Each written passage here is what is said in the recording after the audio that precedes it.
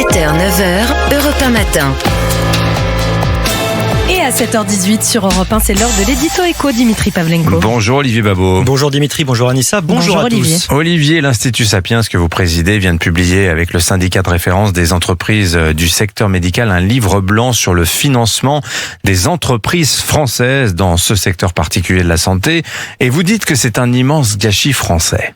Oui Dimitri, le paradoxe est total. La France compte près de 1400 entreprises de dispositifs médicaux. Elles font 32 milliards d'euros de chiffre d'affaires, 100 000 emplois avec les sous-traitants, 3750 brevets internationaux déposés chaque année, ce qui nous classe au 5e rang mondial. Nos médecins, nos ingénieurs sont excellents et pourtant, aucune entreprise française du secteur ne dépasse le milliard d'euros de chiffre d'affaires. La plus grande, Urgo, plafonne à 800 millions. Alors, c'est quand même étonnant pour un secteur aussi dynamique.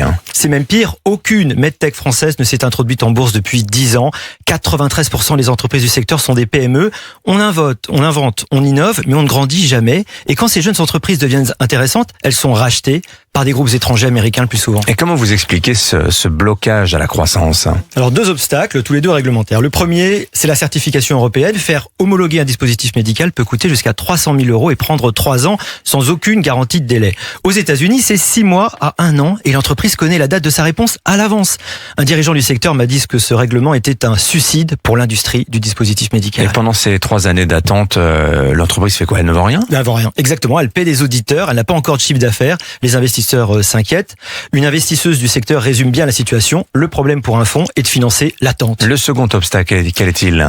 C'est le remboursement par l'assurance maladie. Une fois le produit homologué, encore faut-il convaincre la sécurité sociale de le rembourser pays par pays, puisque sur ce point, l'Europe n'existe pas vraiment. Là encore, des années d'attente, des critères flous et une sécurité sociale qui résonne en silo budgétaire annuel plutôt qu'en investissement de long terme. Et c'est le même mécanisme qu'on a connu dans le numérique, non ? Précisément. Alors, on invente, on essaime et la valeur part à l'étranger. La sortie pour ces entreprises se ferait presque toujours par le rachat par un fonds ou un groupe américain. Il n'existe pas en France de consolidateurs, ces grandes entreprises qui tirent tout un écosystème vers le haut, comme on en a en aéronautique ou en défense. Alors, qu'est-ce qu'il faudrait faire ? Alors, il y aurait 3 leviers. D'abord, multiplier les organismes de certification pour casser leur situation de quasi-monopole et les obliger à s'engager sur une date ferme de réponse.